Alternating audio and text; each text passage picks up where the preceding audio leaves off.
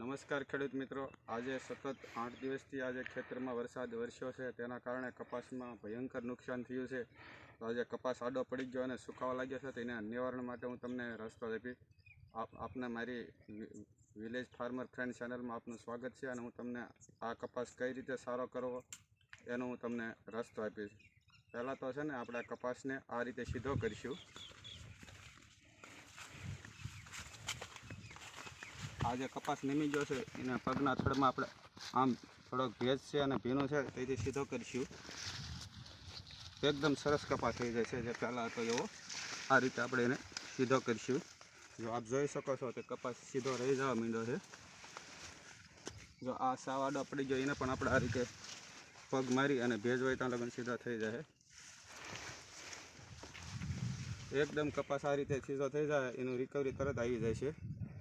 અને બીજું કે આપણે કપાસમાં ડ્રીપની સુવિધા હોય એટલે તો આપણે તરત કલાક જેવું પાણી જવા દઈશું. પાલર જે કહેવાય કે પાલર ઉતાર્યું છે, પાલર ઉતારીશું તેથી પણ ખૂબ મૂળમાં જે સડો હોય અને ઓક્સિજન મૂળ લઈ શકશે. જે આપણે ગરમ પાણી થોડુંક હોય એ જમીનમાં જવાથી જમીન તરત છિદ્રો ખુલ્લા થાય છે.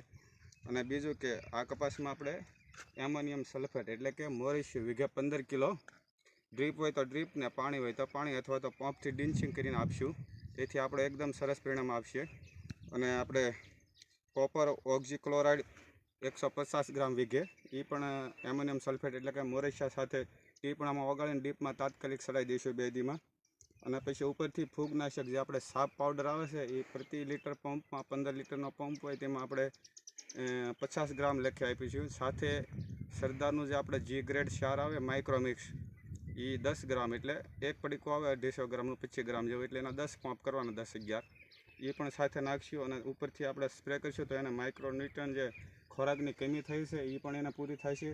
છતાં અને જે સાપ પાવડર અમે કોન્ટેક અને સિસ્ટમિક 2 પ્રકારની ફૂગનાશક આવે છે એથી તાત્કાલિક ફૂગનું ઓલું થશે. અને જે કોપર ઓક્ઝીક્લોરાઇડ છે તે મૂળમાં જે ફૂગ લાગી હોય તંતુ મૂળ આપણે જે ખરાબ થઈ ગયા હોય એને સુધારો કરશે.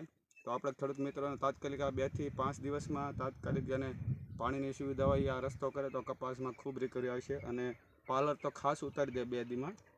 અને આ કપાસ આ રીતે સીધો કરે તેથી આપણે જે પહેલાં જેવો કપાસ છે એવો થઈ જાય છે. મેં 2 દી પહેલાં જે આપ જોઈ શકો છો આ કપાસ 2 દી પહેલાં આપણે જોવા માટે સીધો કર્યો છો. તો આ કપાસ આપ જોઈ શકો છો કે રિકવરી તરત એકદમ સરસ છોડ ફૂંકાતા હતા. જે આપણે આગળ જોયું જે આગલા અડધા ખેતરમાં જોયું તે એ સુકાવા માંડ્યા હતા એને આપણે સીધા કર્યા અને પાલર આપ્યું તેથી એકદમ લીલા છોડ થવા માંડ્યા છે. તો ખેડૂત મિત્રો આપણે મહા મહેનતે આપણે કપાસ અત્યારે 75 થી 80 દિવસનો થઈ ગયો. ઝીંડવા ખૂબ સારા છે. તો આવી મહેનત કરી અને 2 દીમાં તાત્કાલિક આપણે કપાસની માવજત લઈ. નમસ્કાર ખેડૂત મિત્રો.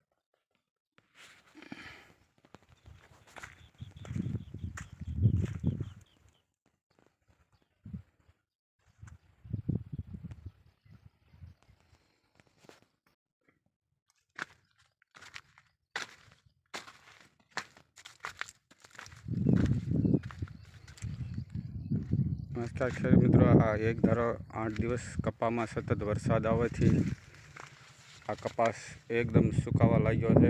આપ જોઈ શકો છો આ કપાસના પાંદડા સુકાઈ જવા માંડ્યા છે. કપાસ આડો પડી ગયો છે.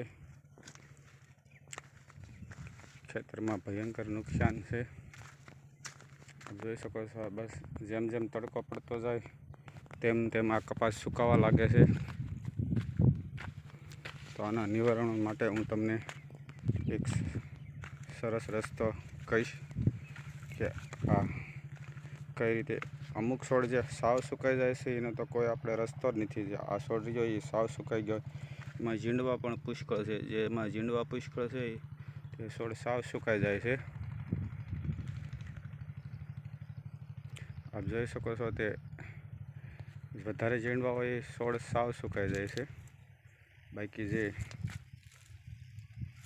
આ રીતનો છોડ હોય તેમાં રિકવરી આવી શકશે. આપણે કપાસની જે પદ્ધતિ આપી સારો કરવાની, આ છોડમાં પણ રિકવરી આવી જશે. આપણને લાગે કે આ સુકાઈ જાય, પણ આમાં રિકવરી આવી જશે. આ જે છોડ સાવ સુકાઈ ગયો તેમાં રિકવરી નહીં આવે.